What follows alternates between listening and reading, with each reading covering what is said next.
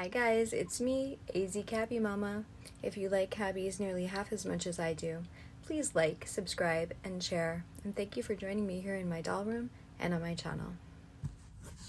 Hi guys, welcome back to my channel and my doll room. I have an unboxing today.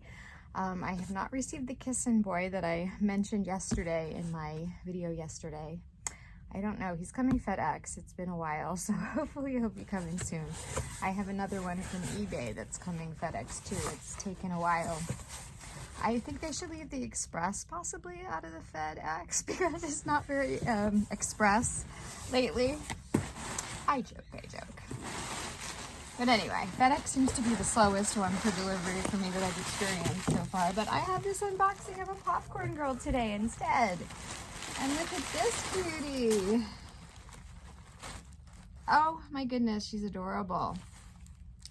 So I don't, let's see, oh, the dress does say Cabbage Patch Kids on it. I don't know what era this is from. I don't really recognize this dress, but it is cute. Isn't she adorable? A little popcorn girl with a number 14 chubby face head mold, which I've been stating that I'm crushing on the 14 lately with that little chubby face. So